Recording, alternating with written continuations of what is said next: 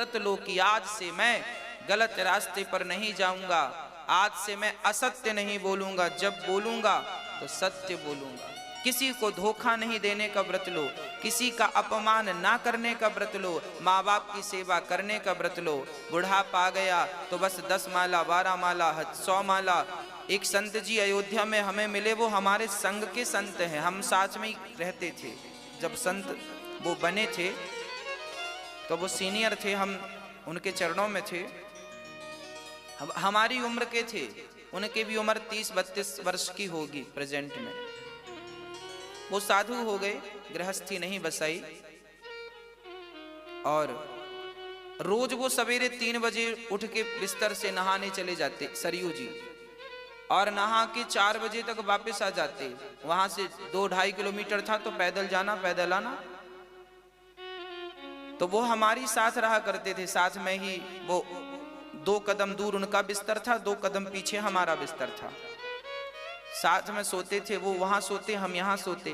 वो 3 बजे उठ के चले जाते, 4 बजे आते। जब हमारी नींद खुलती 4, 4:30, 5 बजे, तो वो भजन करते। अब ऊपर ठंडी चलती ना, तो कंबल ढक लेते और अंदर अंदर सीताराम सीताराम सीताराम सीताराम सीताराम सीताराम सीताराम जपते। तो उनको देख देख के फिर हमें लगा कि यार, जब ये हमारी उम्र के हैं, इतना भजन कर रहे हैं। उस समय हमारा विद्यार्थी जीवन था, भागवत नहीं करने का सौभाग्य तब मिला था, बहुत कम करते थे कभी कभी, तब विद्यार्थी थे, पढ़ते थे। तो हमें भी लगा कि ये भजन कर रहे हैं तो हम क्यों नहीं करें। फिर हमने भी व्रत लिया। आप लोग एकादशी, द्वादशी, पूर्णिमा वाला करते होंगे, हम शायद ये वाला नहीं कर पाते। हमारी एकादशी तो ऐसी रहती है कि हमारे जो भैया लोग हैं वो हमें जो खाने को दे देते हैं, हम वो खा लेते हैं। आज वो बताएंगे कि आज एकादशी है तो आज ये नहीं खाना, ठीक है भैया, नहीं खाएंगे। हाँ,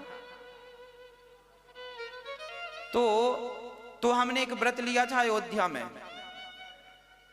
वो व्रत क्या लिया था, हमने उनको देख के व्रत लिया कि जब ये 3 बजे उठ के चले जाते हैं और 4 बजे नहा के आते हैं और माला जपते हैं भगवान का नाम, तो अब मैं भी सरयू जी रोज नहाऊंगा। बड़ी ठंडी थी और विद्यार्थी जीवन था। मैंने व्रत लिया कि अब रोज जितने दिन अयोध्या में रहूंगा, एक भी दिन नागा नहीं होगा, रोज सरयू स्नान करने का मैंने व्रत ले लिया। और भक्तों, मैंने व्रत लिया नहीं, ठाकुर जी की कृपा से उस व्रत को निभाया। जब तक अयोध्या में था, एक भी दिन नागा नहीं हुआ, रोज सरयू स्नान करने का अवसर मिलता था। रोज पैदल जाते थे। संत जी वो 4 बजे जब आते थे तब हमारी नींद खुलती, तो हम 4 बजे उठ जाते थे, चलो तुमसे 1 घंटा बाद ही पहुंचेंगे भगवान के द्वार। तो 4 बजे उठते थे हम, फिर जाते थे तो 4:30 बजे तक पहुंच जाते सरयू जी। दौड़ के जाते, यहाँ से दौड़ लगाते तो सीधे 2.5 किलोमीटर दूर जाके सरयू जी में रुकते, और वहां रुकते तो दौड़ने में शरीर गर्म होता तो थोड़ा सा 2 मिनट बैठ जाते। किसी ने कहा कि बैठ जाया करो, डायरेक्ट पानी में नहीं घुस जाया करो, नहीं बीमार पड़ जाओगे। तो हम 2 मिनट रुक जाते, शरीर नॉर्मल हो जाए। फिर जाके बढ़िया डुबकी लगाते सरयू जी में 4:30 बजे, और फिर वहां से पैदल दौड़ते हुए आते, और फिर बाद में आकर के थोड़ा सा उनकी देखा देखी हम भी माला जपते, हम भी भगवान का भजन करते। बस पहले तो देखा देखी थी, बाद में फिर वो आदत हो गई, फिर मुझसे आनंद आने लगा। फिर आपके बीच में बैठा दिया ठाकुर जी ने। अच्छे लोगों को देखोगे तो अच्छा रंग चढ़ेगा, मेरा कहने का अर्थ ये। और जब अच्छे लोगों को देखो और अच्छा रंग चढ़े तो उसी रंग का व्रत धारण कर लो कि अब तुम्हें रोज ये व्रत से नियम से करना, रोज सरयू जी स्नान करना है, रोज बिहारी जी का दर्शन करना है, रोज तुम्हें एक कम से कम एक माला जपनी है, कम से कम रोज भगवान, एक गरीब व्यक्ति को रोज भोजन दान करना है। कोई एक अच्छा संकल्प, कोई एक अच्छी बात, एक अच्छा काम रोज के लिए ठान लो। रोज 2 आंसू बहाने हैं भगवान की याद में, यही संकल्प ले लो। इससे बड़ा व्रत और क्या हो सकता है। हाँ, तो व्रत होना चाहिए।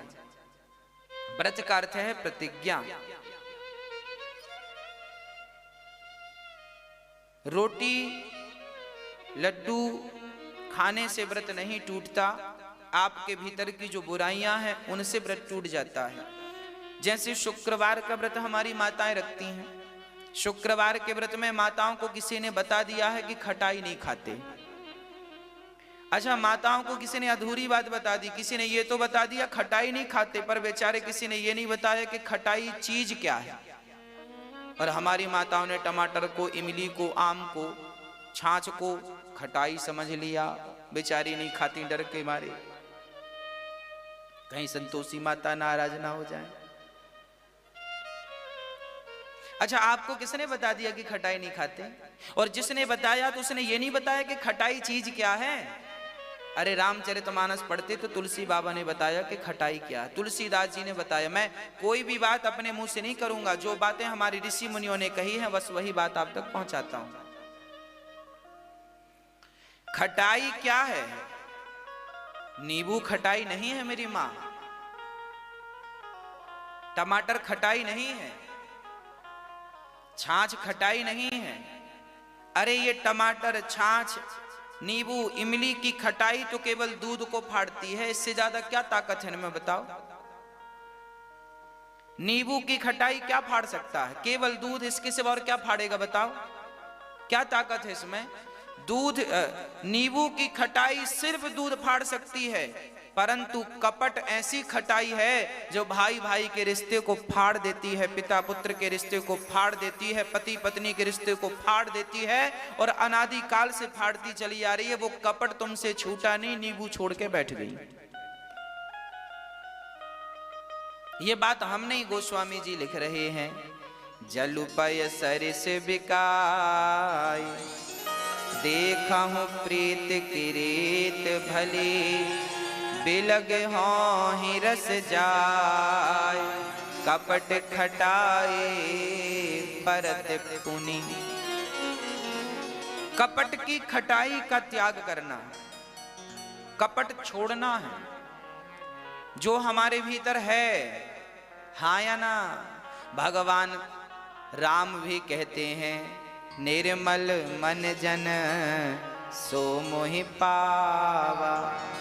आगे लिखते हैं गोस्वामी जी, मोहि कपट छल छिद्र ना भावा। भगवान को कपट ही अच्छा नहीं है, भगवान को कपट पसंद नहीं है, और वही लोगों से छूटता नहीं है। कपट छूट जाए तो फिर बात ही क्या? तो फिर व्रत कैसे रहें?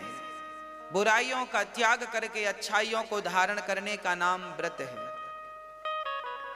अच्छे संकल्प, अच्छी प्रतिज्ञा लेने का नाम व्रत है।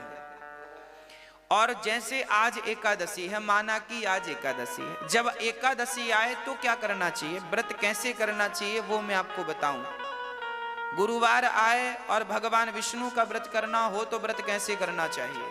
मंगलवार आए और हनुमान जी का व्रत करना हो तो कैसे करना चाहिए। सोमवार आए और शंकर जी का व्रत करना हो तो कैसे करना चाहिए। वो व्रत की पद्धति भी मैं आपको बताऊं। व्रत जैसे आज आपका व्रत है, आज एकादशी माना की, तो आप सुबह जल्दी उठ जाओ और बड़े प्रेम से जल्दी से स्नान करके लोटा भर जल ठाकुर जी को चढ़ाओ, सूर्य भगवान को। और आज एकादशी है तो आज ठाकुर जी का बढ़िया अभिषेक करो, दूध से नहवाओ, दही से नहवाओ, खूब ठाकुर जी का ओम नमो नारायणाय नमः, ओम नमो नारायणाय नमः, नारायणाय नमः, नारायणाय नमः, लक्ष्मी नारायणाय नमः, लक्ष्मी नारायणाभ्याम नमः। खूब स्नान कराओ ठाकुर जी को दूध दही से, और मेवा मिष्ठान खिलाओ पिलाओ ठाकुर जी को। और दिन भर आज मंदिर में बैठ के 4 लोगों को और बुला लो, रिश्तेदारों को, पड़ोसियों, आज एकादशी है, 4 लोगों को बुलाओ और बस कीर्तन करो, श्रीमन नारायण नारायण नारायण। खूब कीर्तन करो, भगवान का नाम खूब जपो। और जाप करने में, कीर्तन करने में, पूजा करने में इतने खो जाओ, इतने डूब जाओ कि सुबह से शाम कब हो गई पता ना चले। अरे भोजन की याद ही ना आए, सुबह से शाम तक आपको भगवान के सिवा कुछ याद ना आए, इसका नाम व्रत है। रोटी छोड़नी नहीं पड़ती, भजन में इतने मस्त हो जाओ कि ये सब अपने आप छूट जाए, इसका नाम व्रत है। कई लोगों को हमने देखा दिन में सोते रहते हैं व्रत के दिन। क्यों सोते रहते हैं? जागेंगे तो रोटी की याद आएगी।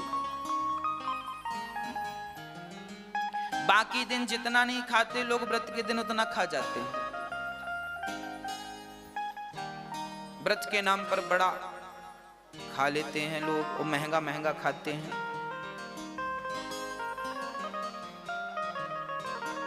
इसलिए पहले हर चीज का अर्थ समझना चाहिए, इसका अर्थ क्या है।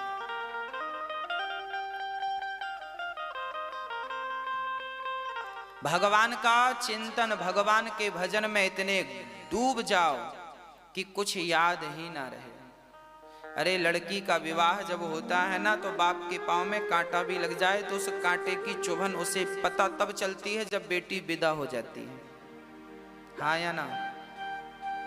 बाप नंगे पांव काम करता है, ये सामान लाना, वो करना, यहाँ जाना, वो करना। बाप के पांव में दर्द कब होता है? जब बेटी घर से जब तक विदा नहीं होती तो पांव में दर्द नहीं होता। क्यों दर्द नहीं होता? क्योंकि पिता अपने काम में, बेटी के विवाह में इतना मग्न था, इतना डूबा था कि उसे अपने पांव का दर्द भी नजर नहीं आया। वो तो जब कुर्सी में बैठा आराम से, बेटी विदा हो गई, अब काम नहीं है, तो फिर दर्द शुरू हुआ। उसी प्रकार भगवान के भजन में इतने मस्त हो जाओ, इतने मस्त हो जाओ कि आज भूख प्यास बिल्कुल ना लगे, भगवान के भजन में डूबे रहो। इसका नाम व्रत है। ना तो रोटी की याद आवे ना पानी की, बस भगवान के चिंतन में डूब जाओ, भगवान के भजन में सुबह से शाम तक। ऐसे ध्रुव जी महाराज ने व्रत लिया कि भगवान को प्राप्त किए बिना मैं लौटूंगा नहीं। आप भी ये संकल्प ले सकते हैं कि हमें भगवान का दर्शन करना है, और आप भी भगवान की प्राप्ति के लिए आपको कुछ नहीं करना, ना भगवान की प्राप्ति के लिए ना पत्नी को छोड़ना, ना परिवार को छोड़ना, केवल भगवान से प्रेम बढ़ाना है। अब प्रेम कैसे बढ़ाना है वो आप लोगों को आता है। प्रेम करना तो सीखा ही होगा बचपन में। हाँ, माँ से प्रेम किया, फिर भाई से प्रेम किया, फिर माँ, फिर पत्नी से प्रेम किया, फिर बच्चों से प्रेम किया, फिर मकान दुकान से प्रेम किया। इन सब से प्रेम कर सकते हो तो बिहारी जी से प्रेम नहीं कर सकते। आप लोगों को प्रेम करना आता है कि नहीं? आप लोग अच्छा वाला प्रेम करते हैं। माँ बेटे से कितना बढ़िया प्रेम करती है। माँ और बेटे का प्रेम कितना बढ़िया है। एक पल के लिए बच्चा नजर ना आए तो माँ व्याकुल हो जाती है। देखो कितना बढ़िया प्रेम है। एक पल के लिए बेटा नजर ना आए तो माँ क्या होती है? व्याकुल होती है। बच्चे को चोट लग जाए तो माँ रोने लग जाती है। वाह कितना सुंदर प्रेम है। पर यही प्रेम थोड़ा सा, अरे इसका हाफ आधा भी भगवान से होता तो भी नैया पार हो जाती। पर क्या करें, पूरी जिंदगी जी ली पर इसका आधा भी प्रेम भगवान से ही तो ना हो सका। जितना बेटों से हो गया है आपको, जितना बेटी से प्रेम है आपको, जितना दुनिया से प्रेम है आपको, जितना जगत से प्रेम है आपको, उतना जगन्नाथ से हो जाए तो काम ही बन जाए। फिर तो मोक्ष में कोई बाधा ही नहीं है, भगवत प्राप्ति में कोई बाधा ही नहीं है। पर क्या करें, होता ही नहीं। ये सारे शास्त्र पुराण क्या कहते हैं? हम पूरी जिंदगी हम जब तक जिएंगे तब तक यही कहेंगे आपसे कि भगवान से प्रेम कर लो, भगवान से प्रेम कर लो, भगवान से प्रेम कर लो, भगवान से प्रेम कर लो। सारे वेद, 4 वेदों का सार क्या है? सारे वेदों का सार है भगवत प्रेम। 18 पुराणों का सार क्या है? भगवान। अरे भाई, एक बाप ने बेटी का विवाह किया, बेटी के विवाह में 50 लाख की तो गाड़ी दी और सारे बारातियों को एक एक मोटरसाइकिल दी और करोड़ों रुपया बैंक में बेटी को, दामाद को दे दिया। बड़ा पैसे वाला पिता था, खूब दिया, जाओ ले जाओ, सब 10-20 प्लॉट, 10-20 प्रॉपर्टियां दे दी, ले जाओ, बड़े बड़े अच्छी लोकेशन जाओ। एक पिता ने अपनी बेटी के विवाह में अरबों खर्च कर दिया, परंतु उस बेटी का उसके होने वाले पति से प्रेम हुआ ही नहीं। वो दोनों पति पत्नी प्रेम करते ही नहीं। तो अब मेरा प्रश्न आपसे है कि वो दोनों पति पत्नी एक दूसरे से प्रेम नहीं करते तो विवाह का इतना सारा खर्चा सार्थक हुआ कि व्यर्थ गया?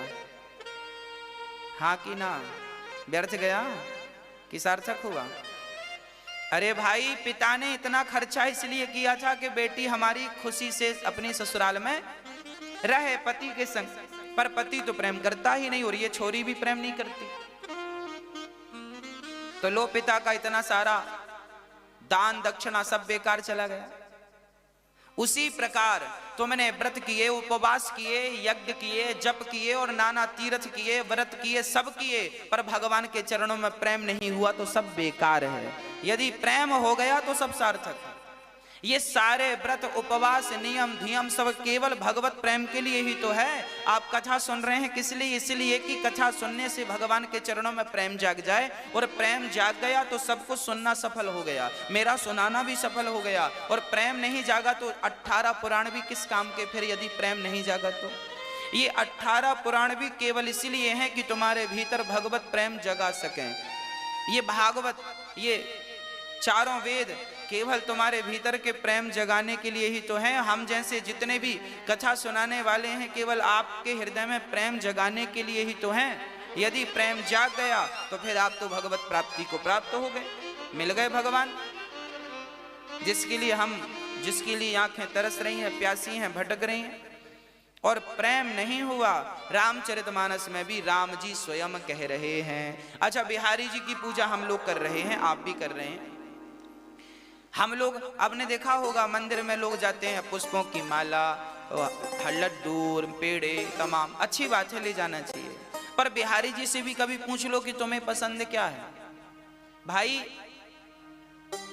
आपको हमने 56 भोग खवाया, आओ आओ आप हमारे रबड़ी खाओ, रसगुल्ले खाओ, ये खाओ वो खाओ। अरे भाई, एक बार हमारा फर्ज है कि हम आपसे ये भी पूछ लें कि भैया तुम्हें क्या पसंद है। कहीं ऐसा तो नहीं कि हमने जो जो परोसा उसमें कोई भी आपको पसंद ना हो। इसलिए माँ जब बच्चे का जन्मदिन आता है तो माँ बच्चे के लिए वही बनाती है जो बच्चे को गाजर का हलवा पसंद है तो आज माँ ने गाजर का हलवा बनाया है। बच्चे को सूजी का हलवा पसंद है तो माँ ने सूजी का हलवा बनाया है। बच्चे को पराठे पसंद है तो माँ ने पराठा बनाया। क्यों?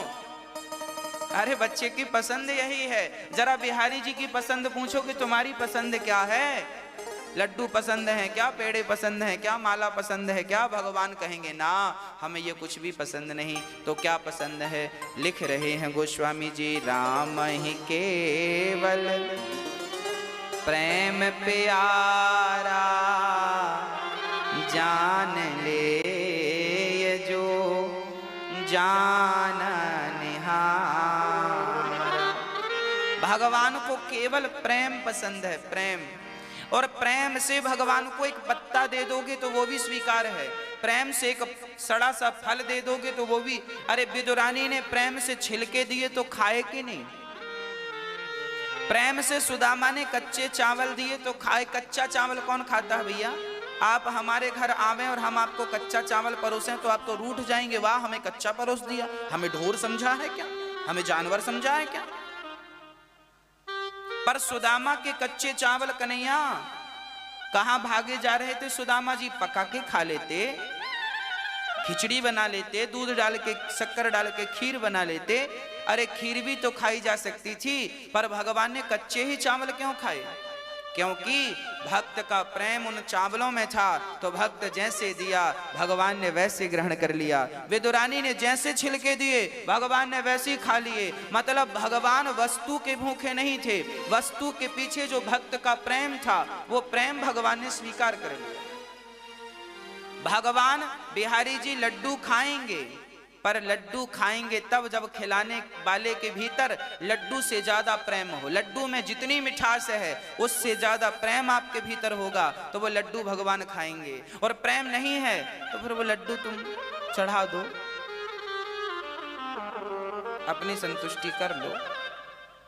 और प्रेम है तो बासी रोटी भी खाएंगे, छिलका भी खाएंगे। पत्रम पुष्पम फलम तोयम यो में भक्त्या प्रयच्छति। भगवान कहते हैं कोई भक्त ये पत्ता उठाकर दे दे, कह दे कि प्रभु मेरे पास तो बस इतना है, तो भगवान इसे भी चबा लेंगे, इसे भी खा लेंगे। कोई एक पुष्प ही दे दे, भगवान हमारे पास तो ओनली यही है, तो भगवान वो भी स्वीकार कर लेंगे। चल तेरे पास है, तेरी श्रद्धा तो है, तेरी भक्ति तो है, तो खा ले, स्वीकार कर लेंगे। कोई एक फल दे दो, आप जूठा ही दे दो, चलो तुम एक और खा लो, उसके बाद तुम्हें याद आए कि भगवान को नहीं खिलाया तो वही दे दो, भगवान वो भी खा लेंगे। पर वो प्रेम तो हो। वो प्रेम कहां से लाओगे, वो आप लोग जानो। मनु जी महाराज के दूसरे पुत्र का नाम था प्रियव्रत। प्रियव्रत का विवाह विश्वकर्मा की पुत्री बरहिस्मती से हुआ, जिनके पुत्र हुए हैं आग्नेत्र। इनके फिर नाभि हुए, फिर अंग हुए, फिर ऋषभदेव जी हुए। ऋषभदेव जी के 100 बेटे हुए। सबसे बड़े पुत्र का नाम था भरत। एक दिन ऋषभदेव जी महाराज अपने सारे पुत्रों को उपदेश कर रहे थे। नायम देहो देह भाजाम्रलोके कष्टान कामान नरहते विड़भुजां। तपो दिव्यम पुत्र कायेन सत्वम शुद्ध्यैदस्मात् ब्रह्म सौख्यम त्वनन्तम्। आप भी अपने बच्चों को जरा बिठाकर उपदेश दिया करो। आज श्री ऋषभदेव जी अपने बच्चों को बिठाते हैं, उपदेश देते हैं। क्या उपदेश देते हैं? बेटा, नायम देहो देह भाजाम्रलोके, अर्थात ये शरीर संसार के भोगों के लिए नहीं मिला।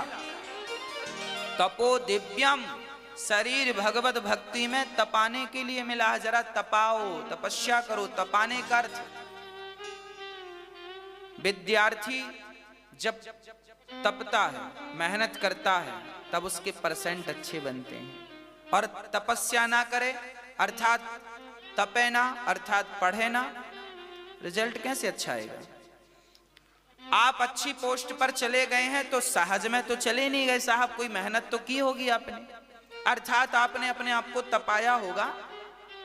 जब तपाए तो आप IAS IPS बन गए, बड़ी ऊंची पोस्ट पर चले गए।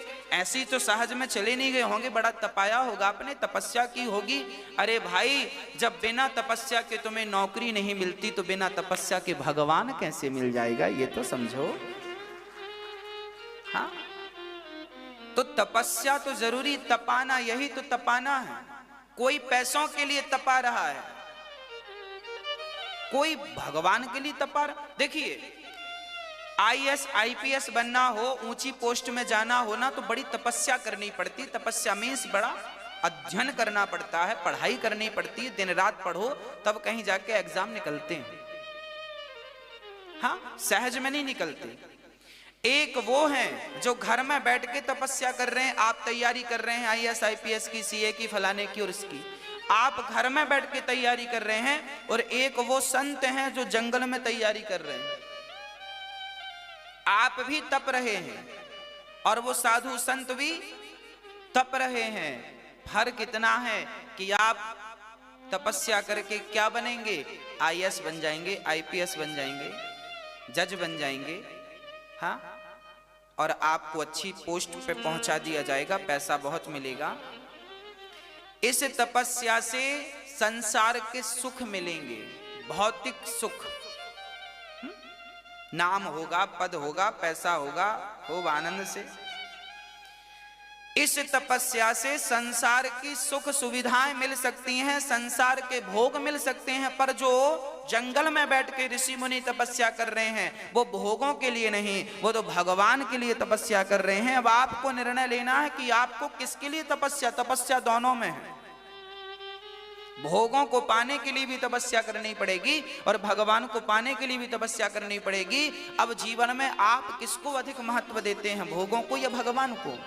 भोगों को महत्व देना है तो संसार पर्याप्त है, और भगवान के लिए बढ़ना है तो फिर इसके लिए फिर आपको इसका त्याग करके आगे बढ़ना पड़ेगा। और उस त्याग में याद रखना, उस त्याग में जो सुख मिलेगा वो इस सुख से करोड़ों गुना अच्छा है, करोड़ों गुना।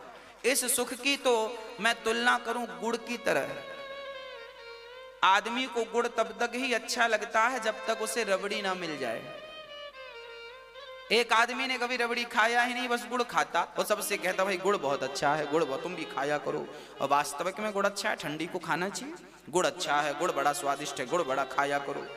किसी ने रबड़ी चटा दी और रबड़ी चाटा तो भूल गए भाई ये क्या है। अरे तू बोला वही लाना कल वाली, अब वो दूसरे दिन नहीं लाए। अरे वो कल वाली कहाँ? अरे तेरे पास तो गुड़ है। नहीं नहीं गुड़ नहीं, वो वाली दिखाओ, वो कहाँ है जो कल चटाई थी तुमने, कहाँ है? अब वो उसको अब लो भूल गया कि गुड़ भी कुछ होता, वो रबड़ी के पीछे भागने लगा। बस संसार का सुख गुड़ की तरह है और भगवान की भक्ति का सुख तो रबड़ी की तरह है। एक बार तुम चाट लोगे ना भक्ति का सुख, एक बार तुम्हारी जिह्वा पे लग जाए राम नाम का सुख, फिर ये संसार का सुख तुम्हें भाएगा ही नहीं। अभी भा रहा है मतलब अभी वो सुख मिला नहीं, अभी वो आनंद वो प्राप्त नहीं हुआ। मिल जाए तो इसे छोड़ना नहीं पड़ता। मैं कभी ये नहीं कहता कि तुम ये छोड़ दो वो छोड़ दो फलाना ना, मैं कभी ये कहता कि पत्नी छोड़ो ना, परिवार छोड़ो ना। मैं कभी ये नहीं कहता कि तुम पत्नी छोड़ दो, पति छोड़ दो, घर छोड़ दो। मैं ये कहता हूं सबके बीच में रहो। और हम इस बात पर यकीन रखते हैं कि जब आम का फल कच्चा होता है तो वो वृक्ष को पकड़ के रखता है, और वही आम जब पक जाता है तो वृक्ष से छुड़ाना नहीं पड़ता, वो अपने आप। बस जिस दिन मेरी माँ आप घर में रहती रहती पक गई, आपकी भक्ति पक गई, तुम भक्ति घर से ही स्टार्ट करो और घर में रहते रहते भगवान में मन लगाओ, भगवान से प्रेम करो। जब भगवान से प्रेम करते करते तुम्हारी भक्ति पकने लगेगी, पक जाएगी, तो संसार में फिर तुम्हें ना बेटी छोड़ना पड़ेगी, ना बेटा, ना पत्नी, ना पति, छोड़ना कुछ नहीं पड़ेगा, सब अपने आप छूट जाएगा, पता ही नहीं चलेगा। जैसे पका हुआ फल कब छोड़ देता है पता ही नहीं चलता। अपने आप को पकाना है, छोड़ के तुम जंगल में नहीं जा सकते, वन विभाग बैठा है घुसने नहीं देगा। आज के जमाने में कौन जंगल जाएगा? तो आपको घर में ही रह के करना पड़ेगा सब। और जंगल में जाएंगे तो फिर वहां समस्या ये भी है कि भय है, सांप का भय, सांप ना डस ले, शेर ना आ जाए। अब रात को जंगल में कोई सोएगा क्या? डर नहीं लगेगा उसे? मतलब डर के कारण आप भजन नहीं कर सकते। घर में कम से कम डर तो नहीं है किसी बात का, बिस्तर में बड़ी आनंद से सो तो रहे हो। जंगल में जाओगे तो डर के मारे भजन नहीं कर पाओगे, जबकि घर में तो आप भजन कर सकते हैं। तो क्यों ना घर को ही चुना जाए भजन के लिए। भागवत प्राप्ति के लिए सबसे बढ़िया घर है, घर से बढ़िया कुछ नहीं है। बढ़िया भगवान का भजन करो, परिवार भगवान को सौंप दो, बेटा भगवान का, बेटी भगवान की, पत्नी भगवान। हे प्रभु सब आपका है और ये सब आपकी माया है, हम भी आपके हैं, और बस उन्हीं के भजन में लग जाओ। कुछ अपना समझो मत।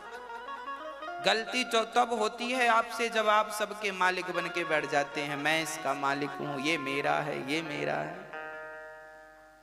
कुछ भी अपना मत समझो, है सब तुम्हारा, पर मैं का ये जो अहंकार है ये डिलीट कर दो। मैं इस बच्चे का बाप हूं, मैं इस बच्चे का पिता हूं, ये जो मैं का अहंकार है कि तुम ही इसके बाप हो, ये जो अहंकार है बाप वाला, ये डिलीट कर दो और उस बाप की जगह भगवान को बिठा दो। प्रभु जी तुम ही इसके पिता हो, मैं तो कुछ नहीं हूं। अपने आप को आप हटा दो वहां से, फिर देखो मैं इस घर का मालिक हूं। अपने आप को हटाकर उस जगह पर, उस स्थान पर भगवान को बिठा दो। प्रभु ये घर आपका है, ये फैक्ट्री आपकी है, ये दुकान आपका है, ये बिजनेस आपका है, ये व्यापार आपका है। बस आप न्यूट्रल हो जाओ ना। क्यों गियर में फंसे पड़े हो? गाड़ी तब तक ही तो भागती है जब तक गियर में होती है, न्यूट्रल होती है तो खड़ी हो जाती है। पार्किंग में खड़ी है ना, आगे ना पीछे खड़ी है। तो आप भी जो गियर में फंसे पड़े हैं, 1 नंबर 2 नंबर 3 नंबर 4 नंबर, हाँ न्यूट्रल पार्किंग मोड में डाल दो अपने आप को, साइलेंट। सब बिहारी जी का, मेरा कुछ नहीं। मैं नहीं, मेरा नहीं, यह तन किसी का है दिया, जो भी मेरे पास है वह धन किसी का है दिया। जब देने वाला वही है तो मैं क्यों डींगे मारूं कि मैं ये मैं ना। साइलेंट, चुप, न्यूट्रल।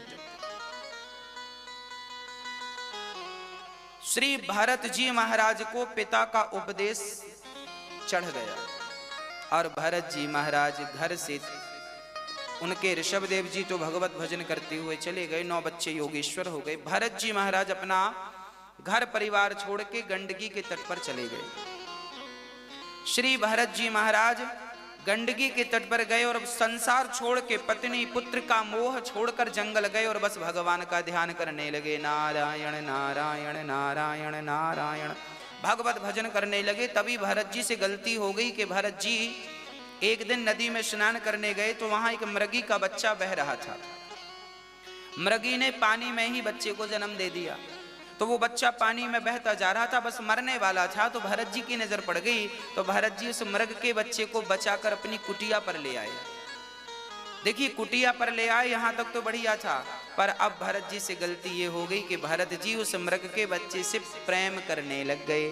मेरा मृग, मेरा मृग, उसी के संग बैठे हैं, उसी को खिला रहे हैं। अब भजन वजन सब छूट गया। मृग मृग मृग को चराते हैं, मृग को घुमाते हैं, मृग के संग बैठते हैं, मृग से बातें कर। जंगल में कोई था नहीं, मृग से नेह कर लिया।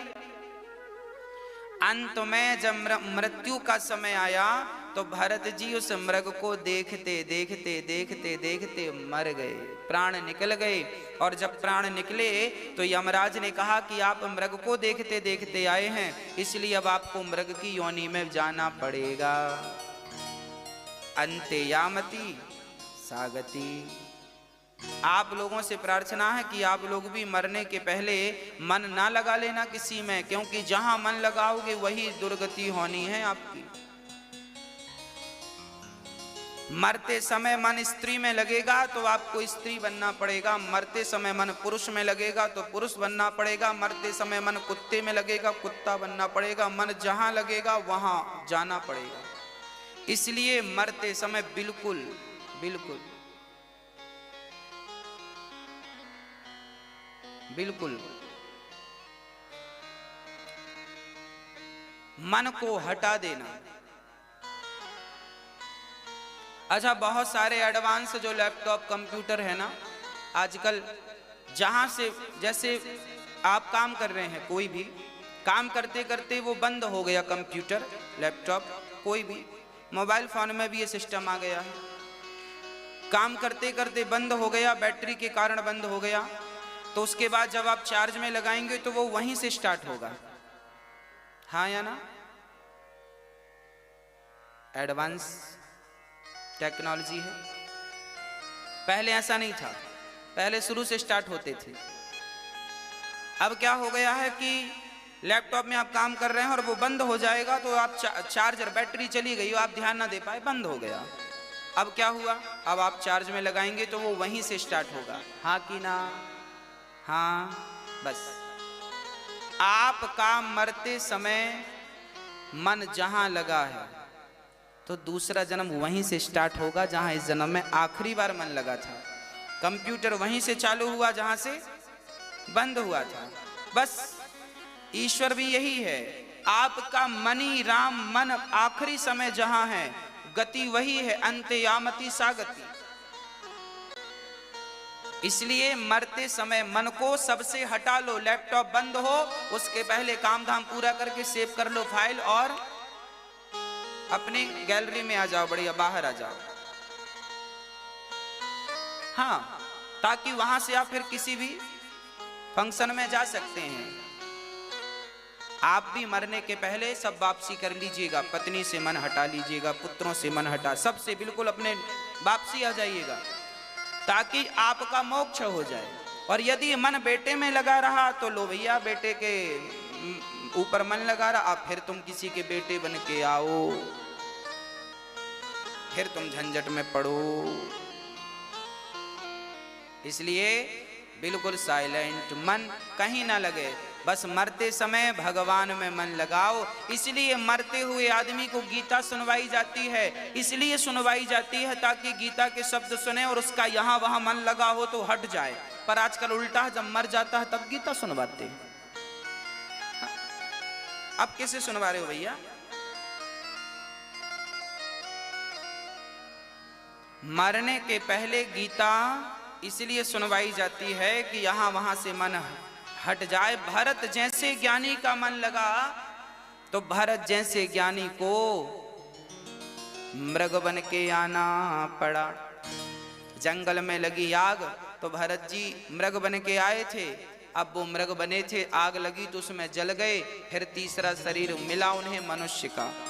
भगवान ने कहा कि तुम्हें एक मौका और देंगे मनुष्य बनाने का, अब तुम गलती ना करना नहीं तो गति बिगड़ जाएगी। अब भरत जी मृग बन के गए, उसके बाद मनुष्य बनकर आए। अब भरत जी बिल्कुल चुप रहते हैं। किसी ने गाली दी तो कोई उत्तर नहीं, किसी ने स्तुति की तो कोई उत्तर नहीं, बड़े चुप रहते हैं, गुमसुम रहते हैं। ना पढ़ते हैं ना लिखते हैं, कुछ भी काम भरत जी नहीं करते। भरत जी को पता है कि पिछले जन्म में मृग के चक्कर में गति बिगड़ गई थी, इस जन्म में भी गति ना बिगड़ जाए, इसलिए तब के खाए, तब खाई तो खाई, अब खाए तो राम दुहाई, अब नहीं करेंगे गलती। दूध से जली हुई बिल्ली भी छाछ को फूक फूक के पीती है। तो आपसे ये गलती, ये अपराध ना हो जाए कि आप भी मन कहीं यहां वहां लगाएं। मन भगवान के श्री चरणों में अब भरत जी ने पूर्ण रूप से समर्पित कर दिया। पिता ने कहा गीता पढ़ लो, पिता ने कहा ये पढ़ लो, वो पढ़ लो, पर भरत जी ने कुछ नहीं पढ़ा। भरत जी को पता था कि मैं पढ़ लूंगा और कहीं पढ़ाई का ही घमंड आ गया तो भी मैं उलझ जाऊंगा, शादी कर लूंगा तो कहीं सुंदर पत्नी का, सुंदर बच्चों का अहंकार ना आ जाए। आजकल माँ बाप को भी बड़ा अहंकार होता है, मेरा बेटा तो ये है, मेरा बेटा तो वो है, बेटे के अहंकार करे घूम रहे हैं। बेटा कोई अच्छी पोस्ट में चला जाए, फिर देखो पिता को ऐसे चलता है। अहंकार पग पग में बैठा है और वो ये समझते नहीं है कि भाई यही तुम्हारे सबसे बड़ा दुश्मन है। रावण जैसों का अहंकार टिका नहीं, तुम्हारा क्या टिकेगा। और याद रखना भगवान को अहंकार बिल्कुल पसंद नहीं है, बिल्कुल रत्ती भर पसंद नहीं है। दुर्योधन के घर भगवान ने भोजन क्यों नहीं किया? क्योंकि अहंकार था। विदुरानी के घर भोजन क्यों किया? क्योंकि अहंकार नहीं था। क्यों नहीं समझते लोग इन बातों को? और याद रखना अहंकार केवल भगवान को नहीं, हमें भी अच्छा नहीं लगता और आप लोगों को भी अहंकार अच्छा नहीं लगता। आपका कोई दोस्त आपसे अहंकार में बात करे, आपका पड़ोसी आपसे बड़ा एटीट्यूड में बात करे तो आपको अच्छा लगता है? बोलो। आपका भाई ही आपके सामने बड़ा ईगो में बात करे आपसे, आपको अच्छा लगेगा? अरे भाई, जब आपको अहंकार अच्छा नहीं लगता तो भगवान को अहंकार कैसे अच्छा लगेगा? जो व्यक्ति अहंकारी है वो भगवान के मतलब का नहीं। आप ये अपराध ना करिएगा। भारत जी बिल्कुल चुप हैं, कोई उत्तर ना शादी करते हैं ना गृहस्थी, ना हैं ज्ञानी पर बोलते कुछ नहीं है, क्योंकि उनको पता है कि बोलने में कहीं ना उलझ जाए। भारत जी बस उनकी भौजाइयां बासी रोटी दे देती हैं तो नमक के साथ खा लेते हैं। एक बार भाभियों को वो भी महंगी पड़ने लगी तो भाभियों ने अपने अपने पतियों से कहा ये निठल्ला घर में ही बैठा बैठा खाता है, कुछ काम धाम तो करता नहीं। तो भाइयों ने खेत भेज दिया, जाओ धान बो दी है, चिड़ियों को उड़ाना। पर भरत जी बाजा बजा बजा के चिड़ियों से कहने लगे कि चिड़िया, खेत भी राम जी का और तुम भी राम जी की हो, खाओ राम जी की चिड़िया, राम जी का खेत खाओ री चिड़िया। भर भर पेट हम बैठे हैं, चिड़ियों से खवा दिया। भाइयों ने आके 2 लाठियां जमाई, निकम्मा किसी काम का नहीं है, खेत में भी चिड़ियों को धान खवा दिया। घर से निकाल दिया भरत जी, घर से निकाल दिया। भरत जी को लगा अब भगवान की कृपा हो गई, अब मैं बिल्कुल संसार से बिल्कुल मुक्त हो गया। अब भाइयों ने भौजाइयों ने घर से निकाल दिया। पिताजी तुम चले गए थे भगवान के घर, अब भरत जी बिल्कुल जंगल में भगवान के भरोसे विचरण करते हैं। वो कहीं भी बैठ जाते हैं, सांप के बाजू में बैठ जाते हैं। उनको ये विश्वास है कि भगवान ने जितनी श्वासें दी हैं वो पूरी लेनी है, ये सांप डसेगा भी तो हम मरेंगे नहीं, क्योंकि उनको सांप से ज्यादा भगवान पे भरोसा था। ये क्या डसेगा हमें? क्या अर्थ है इनका? इनका अर्थ ये है कि जब भगवान के बनकर घर से निकलना तो बिल्कुल निडर होके निकलना। याद रखना जीवन में डरते वही हैं जिनको भगवान पे विश्वास नहीं होता। जिनको भगवान पर पूर्ण विश्वास है वो ये जानते हैं कि मारने वाला भगवान है तो बचाने वाला भी। क्या मारेगी मृत्यु? भारत जी बिल्कुल स्वच्छंद विचरण करते हैं जंगल में, कोई भय नहीं, कोई डर नहीं, कोई बाधा नहीं। एक बार जंगल के भीलों ने भरत जी को पकड़ लिया, तुम्हारी नर बलि चढ़ाएंगे। भरत जी बोले ठीक है।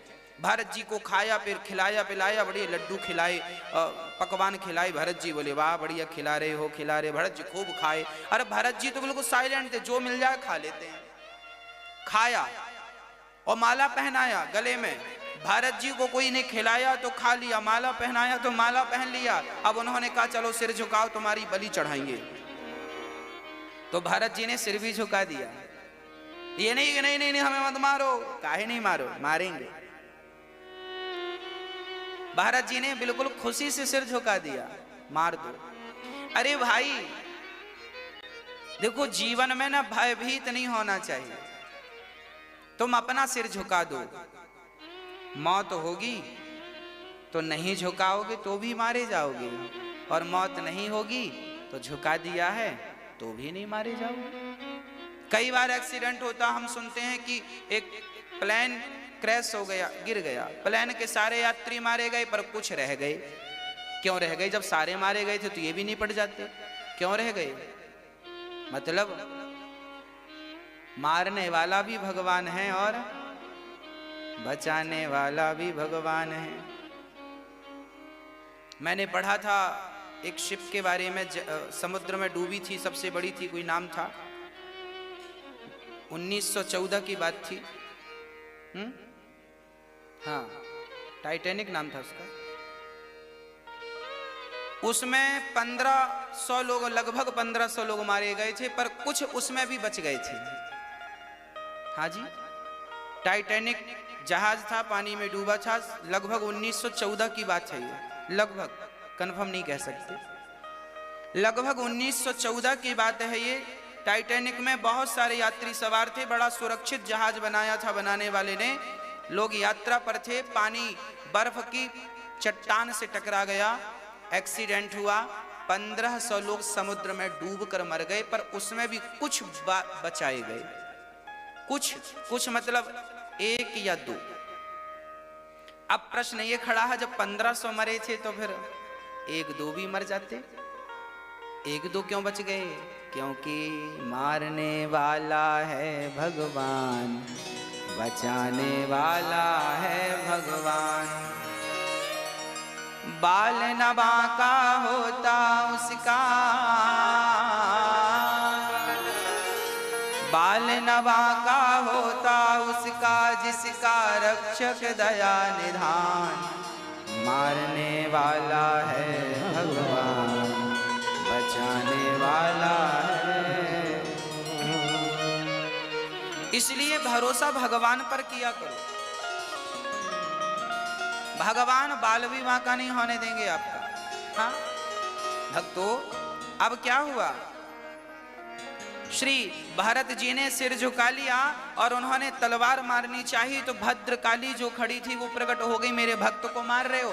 भद्रकाली ने प्रकट होके उन्हीं दुष्टों को मार दिया और भरत जी के जीवन की रक्षा कर ली। जीवन में जब आपके प्राणों की कोई रक्षा करता है तो आप ये ना सोचा करो कि फला व्यक्ति ने मेरी रक्षा की, आप ये कहा करो कि परमात्मा ने ही इस रूप में मेरी रक्षा की है। परमात्मा ही जीवन दाता है, वही किसी ना किसी रूप में आकर हमारे जीवन को बचाते हैं। इसलिए सबसे अधिक भरोसा भगवान पे करना सीखो।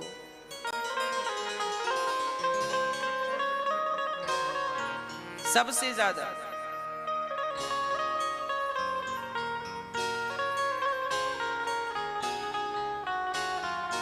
भगवान ही सब कुछ कर रहे हैं।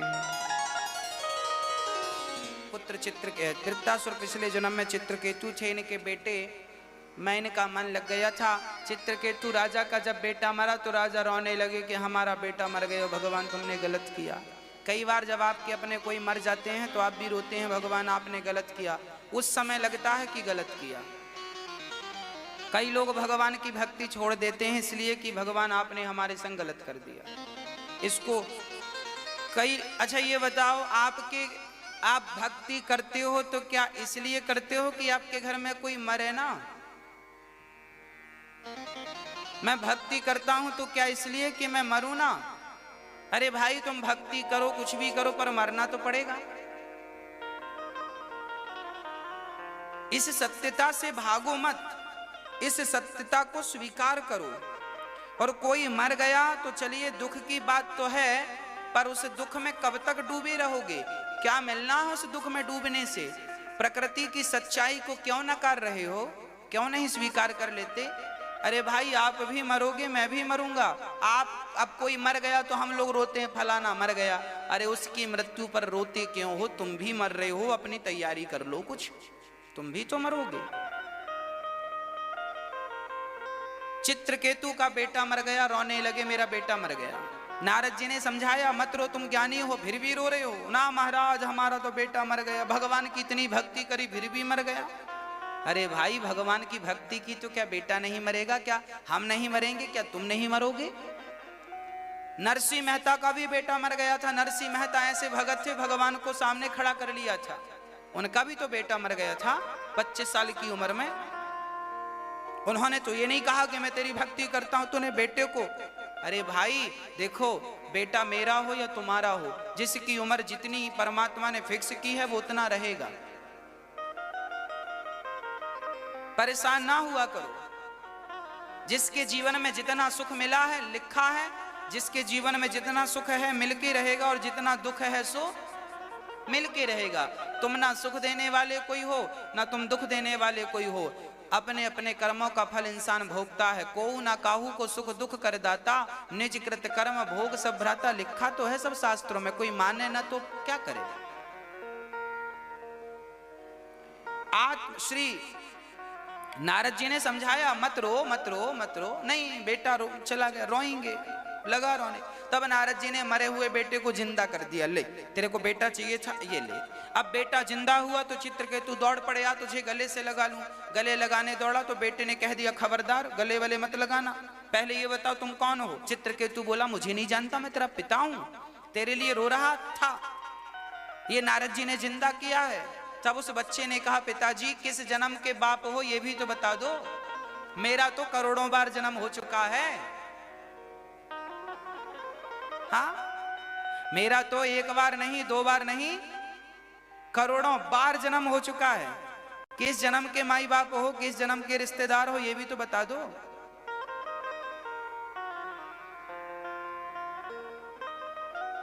जैसे 100 का नोट, 2000 का नोट जो आज आपके पास है, आपके पहले ये किसी और के हाथ में था, उसके पहले ये किसी और के हाथ में था। जब आपके पास है तो नोट को आप अपना कहते हैं, जब आपसे निकल के किसी और के हाथ में जाएगा तो वो भी कहेगा ये नोट मेरा है। हाँ कि ना? बोलो। 2000 का नोट आपके पास है तो आप कहेंगे मेरा है, मेरे पास आएगा मैं कहूंगा मेरा है, मेरे से आगे जाएगा तो मैं कहूंगा मेरा है, उसके आगे। अब बताओ वो किसका है? बताओ किसका है? हाँ? वो नोट किसका है उसी में लिखा है, भारतीय रिजर्व बैंक लिखा होता है कि नहीं? वो नोट उसका है, जब चाहे बंद कर दे, जब चाहे आपसे ले ले, आप कुछ नहीं कर पाएंगे। वो नोट सरकार का है, तुम्हारे पास है काम चलाने के लिए, चलाओ, उसके बाप मत बनो कि मैं इसका मालिक हूं। उसी प्रकार बेटा बेटी पति पत्नी सब भगवान की बैंक से आए हैं, सब भगवान के हैं, जब चाहेगा बुला लेगा। तुम्हारे पास हैं तो अपना कर्तव्य करो, संग रहो, खाओ पियो मौज करो, जब बुलाएगा तो चले जाना। जिसका बुलावा है भेज देना, रोना मत कि इसका बुलावा। भाई कभी भी नोट बंद हो सकते हैं, 2000 के और 500 के हो गए, 1500 के तुमने क्या कर लिया, हमने क्या कर लिया? और 2000 के भी बंद हो जाएंगे तो तुम और हम क्या कर लोगे? तो जिसको बंद होना था बेचारे 2000 और 500 के तो बंद हो गए, पर 100 का बंद नहीं हुआ। तो जिसको जब बंद होना होगा हो जाएगा, नहीं होना होगा नहीं होगा।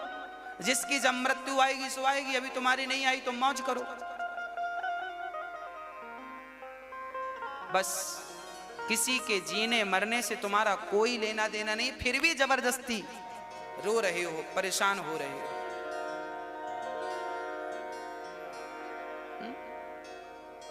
आप लोग इतना सुनते हैं कथाएं, पर घर जाते जाते सब बह जाती है। कोई किसी पड़ोसी के भी मरने में लोग रोने लगते हैं। हमारे यहाँ तो एक मैया थी, उसके आंसू नहीं आते थे तो बेचारी झंडू बाम लेके जाती थी।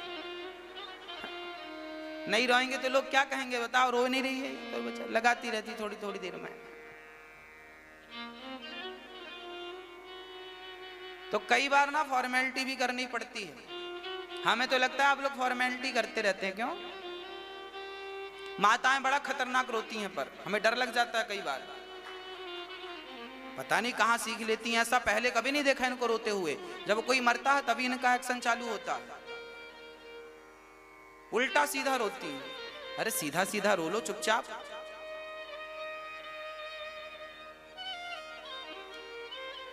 कहीं क्या क्या कह के आदमी को हंसी आ जाए, ऐसा ऐसा माताएं रोती हैं। कई बार लगता ही नहीं कि मरे में आए, लगता कॉमेडी देखने आए कॉमेडी शो चल रहा है।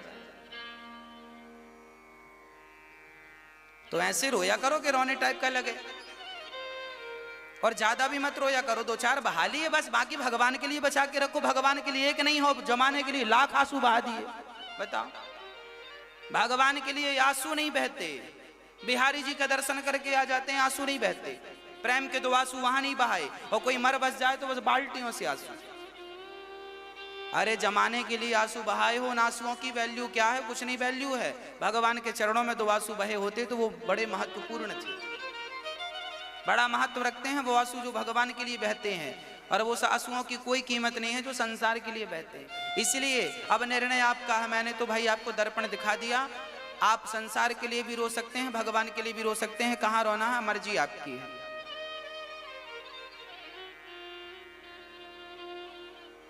किसी के मरने में मत रोया करो ज्यादा, चुप रहा करो, भगवान को याद किया करो। याद किया करो कि तुम्हें भी ऐसे एक दिन मरना है, तुम भी ऐसे शिथिल हो जाओगे, लोग तुम्हारे मरने पे भी आएंगे। जब तुम किसी की अर्थी देखा करो तो अपने आप को इमेजिन किया करो कि एक दिन तुम भी ऐसे ही लेटोगे और लोग तुम्हें चार लोग ले जा रहे होंगे। तुम्हारा ही भविष्य है, जो आज तुम देख रहे हो ये तुम्हारा ही भविष्य है। ये घटना तुम्हारे संग भी घटेगी, मेरे संग भी घटेगी, बचेगा कोई नहीं। क्यों रोती हो? जब मैं किसी को चिता में जलता हुआ देखता हूं तो मुझे अपनी याद आ जाती है, देखो राम जी अपने को भी चलना, इसलिए ज्यादा चक्कर में ना पड़ो, ऐसे ही जलना, ऐसी अपनी भी चमड़ी जल के गिर जाएगी। हाँ जी, मैं तो जब भी चिताओं को देखता हूं तो अपनी याद कर लेता हूं। आप लोग करते हो कि नहीं? मैं तो अपने आप को इमेजिन कर लेता हूं कि मैं भी ऐसे ही जलूंगा। आप लोग तो बहुत डरते हैं, नहीं नहीं नहीं मरे ना। अरे कब तक नहीं मरोगे? सत्य यही है कि मरोगे, तो क्यों भागना उस चीज से जो सत्य है? जो सत्य है उससे भागोगे कब तक? भागने से होगा क्या? तुम्हारे बाप दादे भी तो भाग रहे थे, क्या बचे? और तुम भी भाग रहे हो तो क्या बचोगे? इसलिए स्वीकार करो, स्वीकार करो।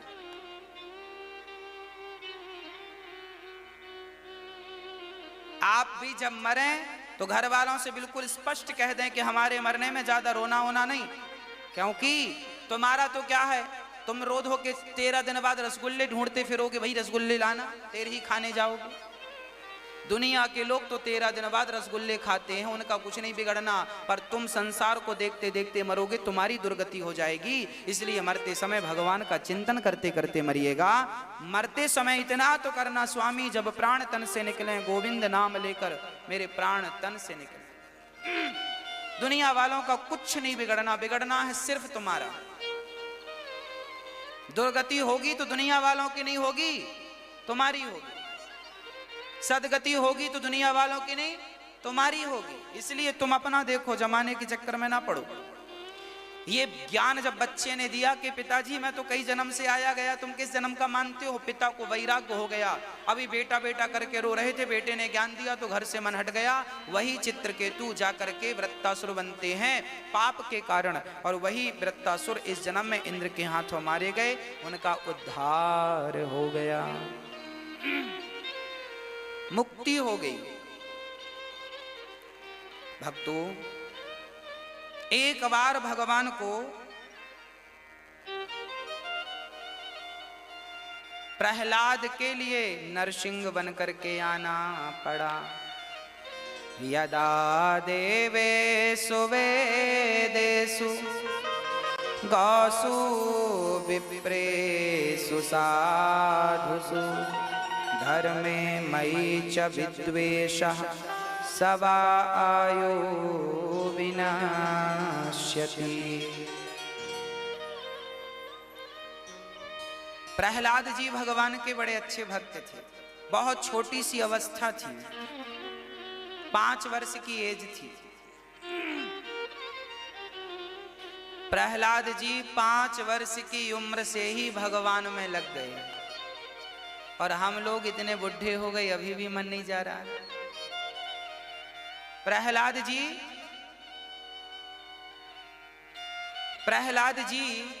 बस एक ही नाम जपते हैं, बस श्रीमन नारायण नारायण नारायण नारायण नारायण। प्रहलाद जी नारायण नारायण जपते हैं। एक दिन हिरण्यकश्यप ने कहा, बेटा ये नाम किसका जप रहे हो? प्रहलाद जी ने कहा, पिताजी ये भगवान का नाम है, आप भी जपा करो। प्रहलाद हिरण्यकश्यप बोला, मैं खुद भगवान हूं, तो मेरा नाम जपो, ये किसका नाम जप रहे हो? प्रहलाद जी ने कहा, जपोगी तो कल्याण होगा। हिरण्यकश्यप ने कहा, तुम्हारी बुद्धि मारी गई है, तुम बेटे के लिए तो बाप ही भगवान होता है, तुम मेरा भजन करो। आप लोग कहते हैं ना, हमारे ससुर जी नास्तिक हैं, हमारे पति नास्तिक हैं, हमारा घर नास्तिक है। अब हम नास्तिकों के बीच में भक्ति कैसे करें? कई बार आपके इर्द गिर्द नास्तिक लोग मिल जाते हैं, कई बार आपको ऐसे लोग मिल जाते हैं जो ये कहते हैं कि भगवान तो है ही नहीं। कई बार आपके सामने भगवान को गाली देने वाले लोग भी मिल जाते हैं। बस आपके लिए ही ये घटना भागवत में लिखी गई है, ये कथा लिखी गई है। प्रहलाद का परिवार भी प्रतिकूल था, भक्ति से विमुख थे सारे लोग। हिरण्यकश्यपु विमुख था, उनके मंत्री संतरी सब विमुख थे, उनके गुरु महाराज भी विमुख थे। कौन? शुक्राचार्य जी, संडामर्क जी, सब विमुख थे, पूरा परिकर विमुख था। भगवान एक प्रहलाद जी थे जो भगवान का भजन करते थे। अब बताओ कि जो सारे लोग भगवान को गाली दे रहे हो सुबह से शाम तक, उनके बीच में प्रहलाद ने भगवान का भजन कैसे किया हो? विषम परिस्थिति में भी कैसे भगवान को भजा जा सकता है, ये कोई प्रहलाद जी से सीखे। विषम परिस्थिति में छोटा सा बालक 5 साल की अवस्था है, और प्रहलाद जी बस नारायण नारायण नारायण जपते हैं, कोई और नहीं, केवल नारायण नारायण नाम जपते हैं। भक्तों, प्रहलाद जी के पिता ने बहुत गुस्से में कहा कि आखिरी बार समझा रहा हूं, अब भगवान का नाम तूने लिया तो तुझे मार डालूंगा। प्रहलाद जी ने कहा, मार डालूंगा क्या? मार दो। देखो, कई लोग आपको कोई गले में तलवार रख के कहे कि भगवान का नाम मत लेना, मार दूंगा, तो कई लोग डर के मारे छोड़ देंगे, ठीक है ठीक है ठीक है, तुम क्या कह रहे हो। पर प्रहलाद जी के तो गले में तलवार लटक रही थी। उस विषम परिस्थिति में भी भगवान का भजन उन्होंने। इसका अर्थ यही है कि प्रहलाद को भगवान कब मिले? भगवान तब मिले, उसके पहले प्रहलाद को पीने को जहर मिला। हिरण्यकश्यप ने प्रहलाद को क्या पिलाया? जहर पिला के मारना चाहा, मर जा जहर पी के। पर प्रहलाद ने जहर तो पी लिया, पर भगवान बचाने वाले हैं तो जहर क्या मारेगा। प्रहलाद ने जहर पी लिया, बाल विवाह का नहीं हुआ। तब हिरण्यकश्यप ने अपनी बहन को बुलाया, होलिका आजा बहन, तुझे अग्नि ने वरदान दिया है, ब्रह्मा जी ने वरदान दिया, तू आग में कभी जलेगी ही नहीं। प्रहलाद को पकड़ के बैठ गई और होलिका ने आग लगा ली, इस विश्वास से कि भगवान तो मुझे जलाएंगे नहीं, क्योंकि होलिका को वरदान था। पर आज वो वरदान उल्टा पड़ गया, होलिका तो जल गई, आग ने उसे तो जला दिया, और भक्त का बाल भी बांका नहीं हुआ। देख लो, ये प्रहलाद के विश्वास की ही ताकत तो थी मेरी मां। आग में भी ताकत नहीं है कि वो भगवान की आज्ञा का उल्लंघन कर सके। तुम भगवान की शरण में चले जाओ, आग पानी बन जाएगी, भगवान बनाएंगे, तुम नहीं बनाना, भगवान करेंगे तुम्हारे लिए सब। बस विश्वास तो रखो। प्रहलाद जी को भगवान अंत में मिले हैं, याद रखना मेरी मां। पहले प्रहलाद जी को भगवान तक पहुंचने के लिए जहर पीना पड़ा, आग में लेकर होलिका बैठी, आग में जलना पड़ा, भगवान ने बचाया। पहाड़ से फेंक दिया हिरण्यकश्यप ने, सर्पों के बीच में डाला, सांपों ने डसा, पर सांपों का एक जहर प्रहलाद पर नहीं चढ़ा, वो सांप भी मित्र बन गए। हाथी के पांव के नीचे दबाया प्रहलाद को हिरण्यकश्यप ने। लाख प्रयास किए थे प्रहलाद को मारने के। याद रखना मेरी माँ, भगवान सहज में नहीं मिलते, भगवान तब मिलेंगे, भगवान के पहले तुम्हें जहर मिलेगा।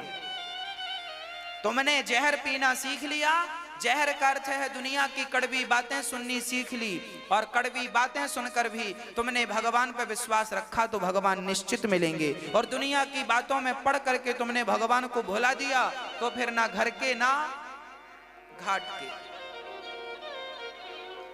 किसी को सहज में भगवान मिले हो सो कहो। प्रहलाद को भी आग के अंगारों में चलना पड़ा, अंगारों में चलना पड़ा, जहर पीना पड़ा, हाथी के पांव के नीचे दबाया है, पर बचाने वाले भगवान जो ठहरे। प्रहलाद जी को हिरण्यकश्यप ने पढ़ने के लिए भेज दिया चंडामर्क के घर। प्रहलाद जी पढ़कर आए तो हिरण्यकश्यप ने पूछा, बेटा तुमने इतने दिन में क्या पढ़ा, हमें बताओ, क्या अच्छी बात सीखी। तब प्रहलाद जी ने कह दिया, पिताजी आप भी मेरी तरह भगवान का ध्यान किया करो। हिरण्यकश्यप को बहुत गुस्सा आया, तलवार निकाल ली, पर लोगों ने रोका, रुक गए। अच्छा, आप अपनी जगह आप प्रहलाद की जगह जरा अपने आप को रख के देखो कि आपके पिता आपको तलवार लेके खड़े होते कि तूने एक बार नाम लिया तो तेरी जिह्वा काट दूंगा। ऐसी स्थिति में भी प्रहलाद जी ने भगवान की भक्ति नहीं छोड़ी। ये कथाएं क्या सिखा रही हैं हमें, ये क्या प्रेरणा दे रही हैं हमें। ये कथाएं हमें यही सबक दे रही हैं कि किसी भी हाल में, चाहे तुम्हारी गर्दन कट जाए, उस हाल में भी भगवान को भुलाना नहीं चाहिए। भगवान के लिए मर जाना ही उस परमात्मा की प्राप्ति का साधन है। अब आज तो ऐसा कोई नहीं कि तुम्हारे गले में तलवार ही रखे, पर फिर भी ऐसी विषम परिस्थितियों में भी हमने सुना पृथ्वीराज चौहान के प्रसंग में, महाराणा प्रताप पृथ्वीराज चौहान जी के प्रसंग में सुना पढ़ा कि इन्हें भी पकड़कर अंत में धर्म परिवर्तन कराना चाहा था मुगलों ने। हाँ, पृथ्वीराज चौहान की तो आंखें फोड़ दी थी। कहा था तुम धर्म परिवर्तन, हिंदू हो मुसलमान बन जाओ, हम तुम्हें छोड़ देंगे। पर पृथ्वीराज चौहान ने कहा कि जो व्यक्ति अपना धर्म छोड़ दे वो व्यक्ति फिर व्यक्ति कहां बचा। उस इंसान का क्या महत्व है जो अपने धर्म को त्याग दे। हाँ, अरे ये अनिरुद्धाचार्य तब तक ही तो है जब तक अपने धर्म का पालन कर रहा है। आप तब तक ही तो हैं जब तक आप अपने धर्म का पालन कर रहे हैं। आप अपने धर्म को भूल जाएं तो आपका और मेरा अस्तित्व क्या है। एक व्यक्ति की पहचान उसका धर्म ही तो है। आज राजा हरिश्चंद्र को हम याद क्यों करते हैं? क्योंकि वो धर्मात्मा थे। कर्ण को याद क्यों करते हैं? क्योंकि वो धर्मात्मा थे। वीर शिवाजी को याद क्यों करते हैं? वो धर्मात्मा थे। ये पृथ्वीराज चौहान जी की कथा में क्यों सुना रहा हूं? क्योंकि वो धर्मात्मा थे, मर गए, आंख फोड़ दी मुगलों ने तो फोड़ दी, आंख फोड़वा ली। अब सोचो कि गरम सरिया तुम्हारी आंखों में कोई ठूसे और कहे कि धर्म परिवर्तन कर लो, नहीं ठूस दूंगा, तो आदमी तो डर के मारे कहे ठीक है भैया तू क्या कहता है मैं वो कर लेता हूं। पर धन्य है ये महापुरुष कह के गए हैं कि मर जाना ठीक है पर अपने धर्म का त्याग करना ठीक नहीं है। अपने ईश्वर का, अपने आराध्य का त्याग करना ठीक नहीं है। विभीषण लंका में रहते थे। रावण हर 2-4 दिन में 2-4 लात जमा देता था। हे विभीषण ये क्या जप रहा है? राम राम राम राम राम राम, पागल तेरी बुद्धि खराब हो गई। विभीषण को लात पड़ते रहते थे, रावण मारता रहता था। लंका में रहते थे विभीषण जी, रावण की लातें बातें सब खाते थे। उस हाल में भी जबकि वहां तो सुख सुविधाएं बहुत थी। रावण के पास कौन से सुख की कमी थी और विभीषण को क्या सुख की कमी थी? क्या रहने को घर नहीं था, कि पत्नी नहीं थी, कि भोग नहीं थे? सब कुछ तो था। फिर भी उस लंका में रहकर विभीषण ने भगवान को याद किया और भाई ने लात मार के घर से निकाला तो निकल गया, अपना संसार का सुख त्याग दिया, पर राम को नहीं त्यागा विभीषण ने, राम को नहीं त्यागा विभीषण ने, भगवान को नहीं त्यागा विभीषण ने। और आज तुम्हें संसार के कोई लोग कह दें, अभी मैंने कुछ दिन पहले देखा, कुछ दिन नहीं कुछ वर्षों पहले मैंने देखा कि लोगों ने भगवान शंकर जी को अपने घर से निकाल दिया था। एक बाबा जी ने कहना शुरू कर दिया था, हमारी फोटो रखो कृपा आएगी। लोगों ने भगवान को घर से निकाल दिया। अब आप बताओ कि कोई ये कहे कि तुम, अब कोई आपका पड़ोसी कहे कि भैया तुम हमारे वाले भगवान को पूज लो, राम जी को छोड़ दो, कृष्ण जी को छोड़ दो, नारायण को छोड़ दो, शंकर जी को छोड़ दो, हमारे वाले भगवान को पूजो, तुम्हारी ऊपर लक्ष्मी बरसेगी। तो शायद कोई छोड़ भी दे, शायद कोई छोड़ भी दे, पर याद रखना जो अपने धर्म पर अडिग है।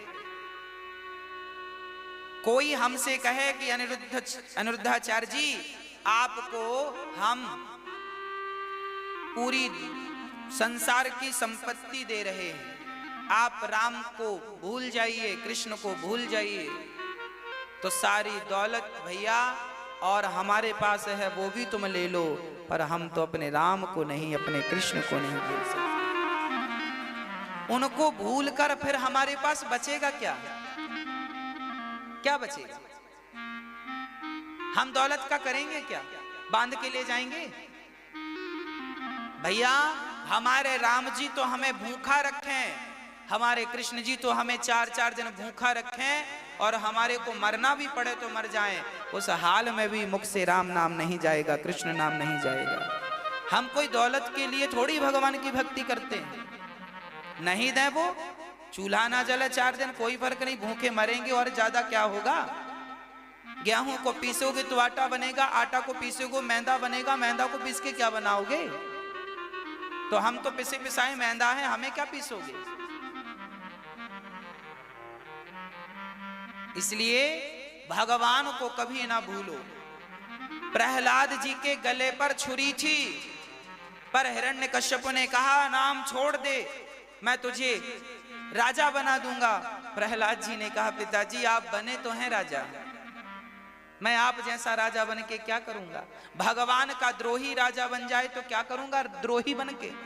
जिस परमात्मा ने, अरे हम वो लोग हैं कि जो हमें एक गिलास पानी पिलाता है, हम उसका भी धन्यवाद देना नहीं भूलते, उसके भी शुक्रगुजार होते हैं। अब बताओ कि हम एक गिलास पानी कोई पिलाए तो हम उसका भी धन्यवाद देते हैं। तो जिस परमात्मा ने ये शरीर दिया है, क्या हम उसके शुक्रगुजार नहीं हैं? क्या हम उसे धन्यवाद ना दें? क्या हम उसे ही भूल जाएं जिसने हमें ये तन दिया? प्रहलाद ने समझाया पिताजी बुद्धि मारी गई है आपकी, तो उठा के पटक दिया। प्रहलाद ने नवधा भक्ति का उपदेश कर दिया, पिताश्री पहली भक्ति है सत्संग करना, सीखो। दूसरी भक्ति है कीर्तन करना, सीखो। सत्संग रोज किया करो, कथा रोज सुना करो। ये मत कहा करो कि रोज रोज क्या कथा सुने। अरे रोज रोज तुम रोटी खाते हो कि नहीं? रोज रोज पानी पीते हो कि नहीं? पानी पीने से, रोटी खाने से शरीर पुष्ट होता है, भजन करने से तो आत्मा पुष्ट हो जाती है। इसलिए रोज भजन, रोज कथा सुनने की आदत हो, रोज कीर्तन करो, काम करते हुए भगवान का चिंतन करते रहो, काम करते रहो, नाम जपते रहो। श्रवणम कीर्तनम विष्णु स्मरणम। तीसरी भक्ति है भगवान का स्मरण। भगवान का क्या करना चाहिए? काम करते हुए स्मरण भगवान करना। स्मरण कैसे? जैसे एक माँ अपने बेटे का स्मरण करती है, काम करती हुई अपने बेटे को ध्यान में रखती है, क्या कर रहा होगा मेरा बेटा। अरे किसी माँ का बेटा अमेरिका चला जाए तो माँ काम करती है, पर काम करते हुए बेटे को याद करती है, बेटे ने खाया होगा कि नहीं, सोया होगा कि नहीं, नाश्ता किया होगा कि नहीं, चाय पियो। काम करती जाती है माँ और बेटे को याद करती जाती है। जैसे एक स्त्री काम करती जाती है और अपने पति को याद करती जाती है, उसी प्रकार भक्त को चाहिए कि काम करता जाए और भगवान को याद करता जाए। बस यही तो स्मरण है। श्रवणम स्मरणम, श्रवणम कीर्तनम स्मरणम पाद सेवनम। पांव दबाया करो अपनी माँ के। हाँ, अच्छा बताओ, आपने आखिरी बार अपनी माँ के पांव कब दबाए थे? कुछ याद है? याद है?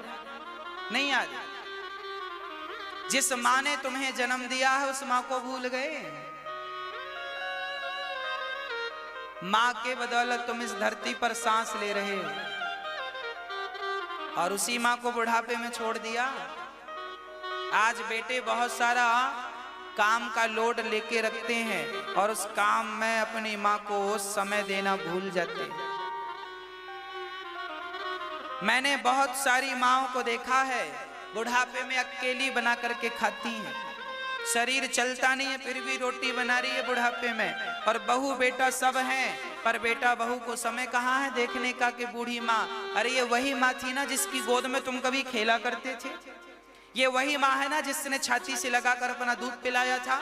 ये वही माँ है ना जो कभी भूखी रहकर भी तुम्हें खिलाया करती थी। आज वही माँ बुढ़ी हो गई तो तुमने अपनी माँ को रोटी देना भी उचित नहीं समझा, उसका हालचाल पूछना भी उचित नहीं समझा।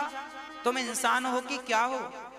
अरे अपने माँ का दर्द तो देख ना पाए, माँ की पीड़ा तो दूर कर ना पाए, तुम किसकी पीड़ा दूर करोगे? तुम अपनी माँ पर तो दया कर ना पाए, बूढ़ी माँ पर, बूढ़ी सास पर दया ना कर पाई बहुएं। जो बहुएं नहीं की दया मैं उनसे कह रहा हूँ। जो सेवा करती हैं अपने सास ससुर की मैं उन्हें प्रणाम करता हूँ, और जो नहीं करती सो प्रार्थना करता हूँ। अरे तुम सास और बहू के नाते से नहीं, एक इंसानियत के नाते से तो बुढ़ापे बूढ़े आदमी को 2 रोटी देते रहो। हाँ, बूढ़े माँ को रोटी देते रहो। कहाँ तुम्हारी माँ किस हाल में पड़ी है तुम्हें कोई खबर भी है कि नहीं? कैसी संतान हो तुम? कल को तुम्हारे बेटे तुम्हारे साथ यही व्यवहार करेंगे, तब पता चलेगा कि तुमने क्या गलत किया था अपनी माँ के साथ। कितना कष्ट हुआ होगा उस माँ को जब बेटे ने माँ बाप को घर से निकाल दिया, खाने को रोटी नहीं दी, रहने को झोपड़ी नहीं दी। क्या गुजरती होगी उस माँ पर? किससे कहने जाए वो माँ? अरे माँ तो ऐसी होती है कि बेटा अत्याचार करता है फिर भी वो माँ बेटे की शिकायत नहीं करती, फिर भी वो माँ यही कहती है कि मेरा बेटा बहुत अच्छा है, बहुत अच्छा है। तुम उसको रोटी नहीं देते और वो तुम्हारी तारीफ करते थकती नहीं है।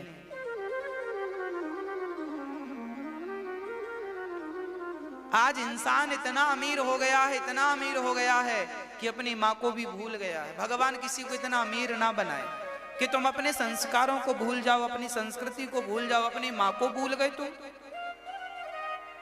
अरे भाई, माँ का ख्याल तो रखना था तुम्हें, माँ की सेवा तो करनी थी तुम्हें। रात को जाते काम धाम से तो 2 मिनट पांव दबा देते, माँ से पूछ लेते माँ कैसी हो, कोई चीज की कमी तो नहीं है। हंसकर 2 बातें ही कर लो अपनी माँ से, पूछ लो कि तुम्हारा दर्द कम हुआ कि नहीं, दवाई ली तुमने टाइम से कि नहीं, पूछ लो अपनी माँ के बारे में। 2 मिनट पांव दबा दोगे तो तुम्हारा वजन कम नहीं हो जाएगा, 2 मिनट पांव दबा दोगे तो तुम्हारा धन भी कम नहीं हो जाएगा। अरे भाई, कहते हैं माँ की दुआ कभी खाली नहीं जाती, पर ये बात भगवान से भी टाली नहीं जाती। बर्तन मांझ कर 4 बच्चों का पेट भरती है माँ, उन 4 बच्चों से एक माँ पाली नहीं जाती, यही दुर्भाग्य है। 4 बच्चे मिलकर एक माँ को नहीं पालते, यही तो दुर्भाग्य है। ऐसा भारत नहीं था। इस भारत में श्रवण जैसे बच्चे होते थे, इस भारत में राम जैसे बच्चे होते थे कि राम ने अपनी माँ से, माँ ने कहा बेटा वनवास जाना है, बिल्कुल ठीक जा रहे हैं, चले गए। माँ की आज्ञा पलकों पर। माँ को पैसे नहीं दे रहे हो, मत दो। बुढ़ापे में माँ को पैसे की क्या जरूरत है? कम से कम प्यार से रोटी तो दे सकते हो, प्यार से बोल तो सकते हो, मीठी वाणी तो बोल सकते हो। माँ से भी प्यार के 2 शब्द नहीं बोलोगे तो गूंगा बना के भेजेगा भगवान अगले जन्म में, बोल ही नहीं पाओगे। सेवा कर लो, दोबारा मौका नहीं मिलेगा। हल्के में मत लो ये मनुष्य के तन को, बहुत पछताओगे जब तुम्हारी मृत्यु निकट आएगी, तब मेरी बातें तुम्हें याद आएंगी कि कहा था किसी ने, हमने ध्यान नहीं दिया। हम याद दिला रहे हैं, भगवान ने हमें याद दिलाने के लिए भेजा है कि जो लोग अपने कर्म से रास्ता भटक चुके हैं, जाओ बेटा उन्हें रास्ते पे लगा कर आओ। शायद हमें विधाता ने आपको सही मार्ग दिखाने भेजा है और फिर भी तुम ना आए रास्ते पर, तो इसमें मेरा कोई कसूर नहीं। इसलिए जब आप अपने माँ बाप की सेवा नहीं करते तो फिर इस दास अनिरुद्ध को संकल्प लेना पड़ा। आप शुक्रवार का व्रत करते हैं, आप एकादशी का व्रत करते हैं, हमने भी एक व्रत किया है कि जब तक सांस रहेगी तब तक अपनी बूढ़ी माँओं की सेवा करते रहेंगे, सेवा करते, यही संकल्प, यही हमारा व्रत है। सेवा करते रहेंगे अपनी माँओं की, उनको हंसी खुशी जो बन पड़ेगा देते रहेंगे। और हमें देना क्या है, देने वाले बिहारी जी हैं, हमें तो निमित्त बनाया है, तो हम निमित्त बन के काम कर रहे हैं। अरे हम किसी के पांव दबा देते हैं तो क्या हमारा वजन कम होता है? नहीं, हमें भगवान ने योग्य बनाया है कि तुम रोटी खिलाओ, तो हम खिला देते हैं, तो क्या होता है, क्या घट जाएगा हमारा? इसलिए जो हो रहा है बिहारी जी कर रहे हैं, आप अपने आप को कर्ता ना समझें और बस सेवा में लग जाएं। किसी की ना करें तो कम से कम माँ बाप की तो कर लें। माँ बाप की सेवा ईश्वर की सेवा से कम नहीं होती। भगवान की पूजा मत करना, जब तुम मर के भगवान के घर जाओगे तो भगवान की शक्ल वैसी ही होगी जैसी तुम्हारी माँ की सूरत है। भगवान और माँ दो नहीं, एक है, पर्यायवाची है। भगवान को या भगवान कह दो या माँ कह दो, पर्यायवाची है। एक ही को पर्यायवाची दो कहते हैं। जैसे पुष्प को पुष्प भी कहते हैं, फूल भी कहते हैं, सुमन भी कहते हैं, पर्यायवाची है। उसी प्रकार भगवान को भगवान भी कहते हैं और माँ भी कहते हैं, माँ को माँ भी कहते हैं और भगवान भी कहते हैं। माँ की सूरत वैसी ही है जैसे भगवान की, कभी तुम्हें मिलेंगे तो भगवान वैसे ही दिखेंगे जैसी तुम्हारी जाकी रही भावना, जैसी प्रभु मूरत देखी तिन तैसी। भगवान की सूरत वैसी ही है जैसे तुम्हारी माँ की सूरत है।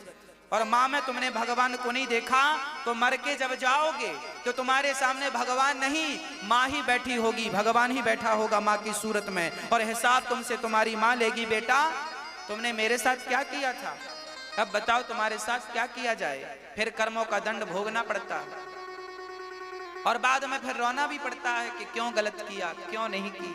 माँ मरती है तो लोग रोते हैं, माँ मर गई मर गई। अरे जब तक जिंदा है तब तक उसका प्यार, उसका आशीर्वाद ले लो। मरना तो सबको ही है, जिंदा है तो सम्मान कर लो, आदर कर लो माँ का।